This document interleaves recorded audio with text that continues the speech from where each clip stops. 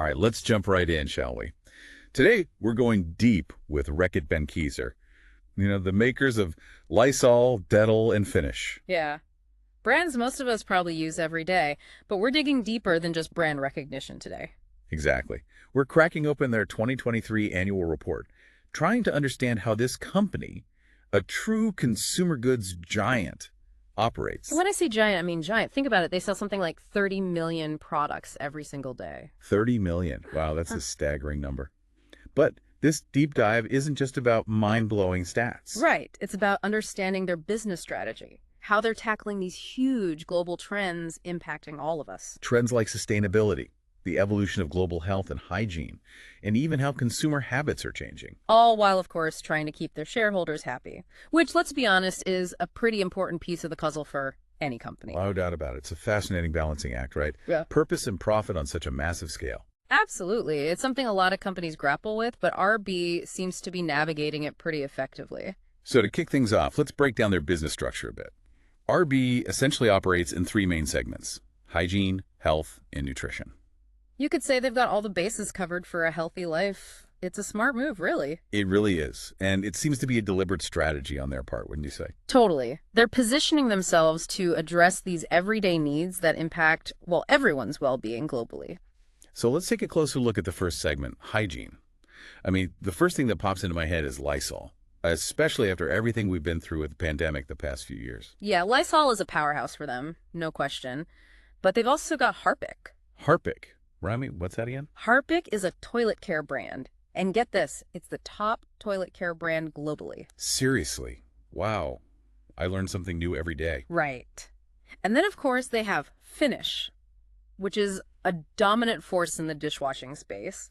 Okay, starting to see a pattern here. So each of these brands, they're not just big in one particular region. Exactly. That's what makes RB so powerful. These brands are leaders in multiple markets worldwide. It's like they have this built-in loyal customer base all over the planet. That's incredible leverage. It is. And they're not just resting on their laurels either. Their hygiene segment saw 5.1% growth in 2023. 5.1%. That's impressive, especially considering they already have such a strong foothold in these markets. Exactly. And it makes you wonder, how are they achieving this kind of growth? I think a big part of it is they're constantly innovating and expanding into new products areas. Like, take Lysol laundry sanitizer, for example. Right. Tapping into heightened hygiene concerns, which makes sense in a post-pandemic world. And you know what else is interesting? They're doing all of this with a keen eye on sustainability. I was just going to say, sustainability is huge these days. Every company seems to be talking about it. But I'm always a bit skeptical. How do they actually measure their impact? What does it even mean for a company like RB to be sustainable? Well, that's a good question. A lot of companies, as you said, kind of just throw the word around. But RB has actually developed something called a Sustainable Innovation Calculator. Okay, now that sounds intriguing. It basically measures the environmental impact of their product across 5 key metrics: carbon footprint, water usage, plastic content, packaging, and even the ingredients they use. Wow, so they're really analyzing every aspect of the product life cycle. That's pretty comprehensive. It is. And here's the kicker. It's built right into their product development process. It's not just some afterthought. Okay, now that's what I like to hear. It sounds like they're really putting their money where their mouth is, so to speak. Yeah, it's not just marketing fluff. It's baked into their operations. All right, so that's hygiene.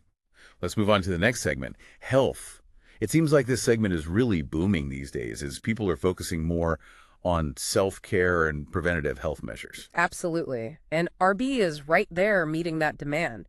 They've got brands like Nurofen, Strepsils, Mucinex, even Durex and KY for intimate wellness. Wow, I had no idea they owned KY. Yeah, they cover a wide range of needs, that's for sure.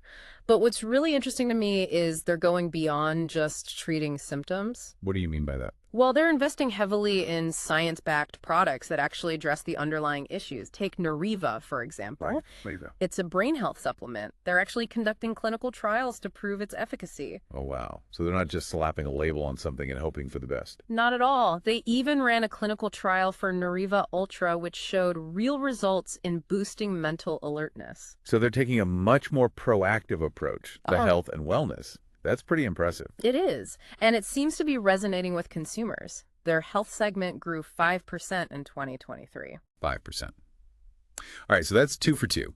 Both hygiene and health are seeing strong growth. But now we've got to talk about the third segment, right? Nutrition. Right. And that segment is primarily focused on infant formula under their Unfamil brand. Enfamil, yeah, I've definitely heard of that one. It's a Yeah. pretty well-known brand, especially for new parents. What's their approach in this segment? Well, they're a global leader in infant formula, and Enfamil has been a trusted brand for generations. However, this segment actually faced some headwinds in 2023. Interesting. We'll have to dig into that a little bit later. So now that we have a sense of their three main business segments, it's time to talk numbers, right? Okay. How did these segments actually perform financially? Well, overall, RB delivered 3.5% net revenue growth on a like-for-like basis. Hold on, like for like, what exactly does that mean? Good question. It essentially means they're excluding the impact of things like currency fluctuations and acquisitions. They want to compare apples to apples, so to speak. Okay, so 3.5% growth, excluding those factors. Not Right. bad, right? Right. No, not bad at all, especially considering they had a 4.3% decline in volume. Wait, a decline in volume? So they've sold fewer products, but still increased revenue. How's that possible? That's the power of pricing. They strategically raised prices to offset that volume decline. It seems counterintuitive, but I guess it makes sense. That really does, and it's a testament to their brand strength and the trust they've built with consumers. People are willing to pay a premium for brands they know and rely on. Especially when it comes to things like health and hygiene. But I do wonder, could this pricing power backfire if inflation keeps going up? That's a really valid point. It's a delicate balance for sure. Maintaining profitability while staying competitive, it'll be interesting to see how they navigate that moving forward. Yeah, definitely something to keep an eye on. All right, so we've gotten a pretty good overview of RB's three main business segments and even some hints about their overall financial performance. Ready to dive deeper into those numbers. Absolutely. Let's crack open their financial statements and see what kind of insights we can uncover about their profitability, cash flow, and overall financial health.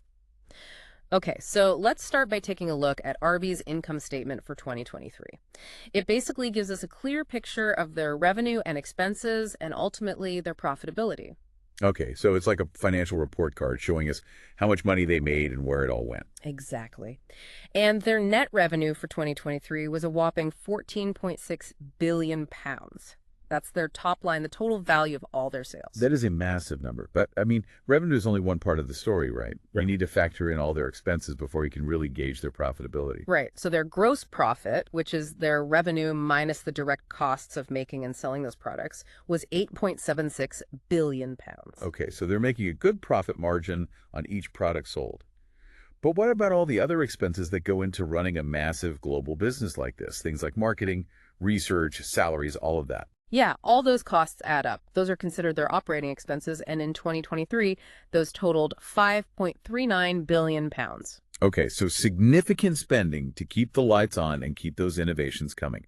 So what's the bottom line here? How much actual profit did they make? So their adjusted net income, which basically means their profit after all those expenses, interest, and taxes, came in at 2.32 billion pounds. And that's the portion that belongs to RB's shareholders. Over 2 billion pounds in profit. Not bad at all. But let's move beyond just the income statement. What about their balance sheet? What does that tell us about their financial health? So think of the balance sheet as a snapshot. It's capturing their financial position at a specific moment in time. It shows their assets, what they own, their liabilities, what they owe, and then their shareholders' equity. Okay, so it's like a financial selfie, showing us exactly where they stand, what they have, what they owe, and ultimately what's left over for the owners. Exactly. And RB's balance sheet is actually looking pretty solid. At the end of 2023, their total assets were 15.17 billion pounds. And their liabilities, what they owed, were 5.48 billion. So they have way more assets than debts. That's a good sign. Yeah, it's a very good sign. It means they have the flexibility to invest in growth, weather any potential economic storms, and of course, keep rewarding those shareholders. Okay, makes sense. So last but not least, we need to talk about cash flow. Why is this so important for investors? So cash flow, put simply, it tracks all the movement of cash in and out of the company. It shows us how they're generating cash from their core operations, their investments, and their financing activities. So it's like a financial GPS showing us where the money is coming from and where it's going. You got it. Yeah. And RB's cash flow statement, it's painting a pretty positive picture. Their cash flow from operations, the cash generated from their everyday business activities, was a very strong 2.5 billion pounds in 2023. Wow, there's a lot of cash coming in. So what are they doing with all that money? Well, a good portion of it is being reinvested back into the business, things like property, plant, and equipment. Those capital expenditures totaled £246 million. So they're putting money back into growing and improving the business, which long-term, that's essential for sustainability, wouldn't you say? Absolutely. And then, of course, a big chunk of that cash is going back to those shareholders, the dividends and share buybacks we talked about earlier. Right. So they're finding that balance between investing in the future of the business and rewarding the current investors. Precisely.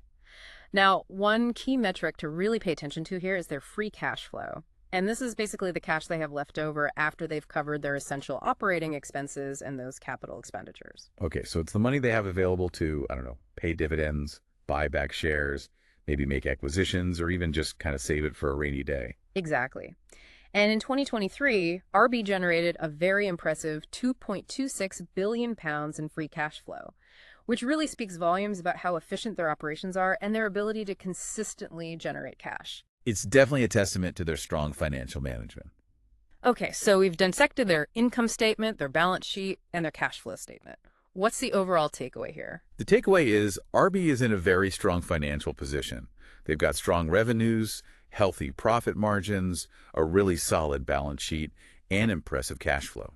And all of that allows them to invest in future growth, navigate those economic uncertainties that always pop up, and of course, reward their shareholders. All right, and speaking of rewarding shareholders, let's circle back to their plans for creating shareholder value. What are some of the specifics? So they have two main mechanisms for this, dividends and share buybacks. Let's start with dividends. Remind me, how much did they increase their dividends in 2023? They increased them by 5% for the second year in a row. Okay, so they're consistently increasing their dividend payouts. Right. That's a good sign for investors, right? It is. It demonstrates a clear commitment to providing that steady, growing income stream for their shareholders, especially given their strong financial performance. It makes sense. It shows they're sharing their success with the people who've invested in them.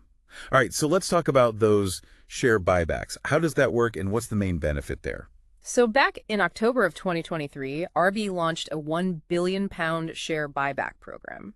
Basically, they're going out and repurchasing their own shares from the market, and that reduces the number of outstanding shares. Okay, and that in turn increases the value of the remaining shares, right? Exactly. It's like making each slice of the pie a little bit bigger. And it sends a strong signal to investors that they're confident in their own future. And of course, it directly rewards those existing shareholders. So it's a win-win. They get to demonstrate confidence in their business and reward their investors at the same time. They're really putting that free cash flow to good use. Okay, so we've covered their financial performance, their strategies for rewarding shareholders, but now we need to look ahead. What are their long-term prospects? What does the future hold for RB? Okay, so let's start with the opportunities. They're operating in sectors that, well, everybody needs. Hygiene, health, nutrition. The demand for those products is likely to remain strong. Think about it. The global population is growing, people are more aware of their health, and in many parts of the world, people have more disposable income. Yeah, they're definitely playing in the right markets. Yeah. And they seem to be very proactive when it comes to innovating and expanding their product offerings. So like we talked about earlier, they're not just sitting still. Right. And their commitment to sustainability, that's becoming more and more important to consumers. It could give them a real edge over their competitors. No doubt. But it's not all sunshine and roses, right? What are some of the challenges that they might face going forward? Well, like any global business, they're exposed to those macroeconomic headwinds. Inflation, potential supply chain disruptions, those are always lurking in the background. And those factors can definitely impact their costs and their profitability. And we can't forget about the competition. The consumer goods market, it's incredibly competitive. They're constantly battling against both established rivals and new players trying to enter the market. You're absolutely right. And then, of course, there's the ever-changing regulatory landscape. It's complex and can be costly to navigate. And, I mean, we can't predict everything. There are those unforeseen events, black swan events like the pandemic, that can completely throw a wrench into the best-laid plans. Yeah, no one saw that one coming, and it impacted pretty much every business on the planet. But it seems like RB has a pretty good track record of navigating complexity and uncertainty. They've been around for a long time, and they've weathered a lot of storms. You're right. They've got a strong foundation, a really diverse portfolio of brands, and this commitment to innovation that we've talked about. However, to stay on top, they're going to have to remain agile and adaptable. The world's changing faster than ever. Companies need to evolve just to keep up. Okay, so we've covered a lot of ground here. Their business segments, their financial performance, how they're creating shareholder value, and some of the opportunities and challenges ahead of them. What's your overall assessment of RB? What do you think about their prospects moving forward? I'd say they're well positioned for continued success. They've got strong brands, their financials are solid, and they have a very clear strategy. However, they can't afford to get complacent. Right, no resting on their laurels. Exactly. They need to keep innovating, keep adapting to those ever-changing consumer preferences, and, of course, effectively navigate all those macroeconomic and competitive challenges that we talked about. It's a dynamic landscape out there. To stay ahead, they're going to need to constantly evolve. Well, thanks for taking us through all of that. It's been a really fascinating deep dive into the world of Reckitt Benckiser. Absolutely. I always enjoy unpacking these global businesses and trying to understand what makes them tick. All right, listeners, we've given you a lot to digest here, but now it's time to turn the tables a bit. Based on everything you've heard today, how do you assess RB's future? What aspects of their business really stood out to you? What are you most curious about? Keep those questions in mind as we wrap up this deep dive into Reckitt Benckiser.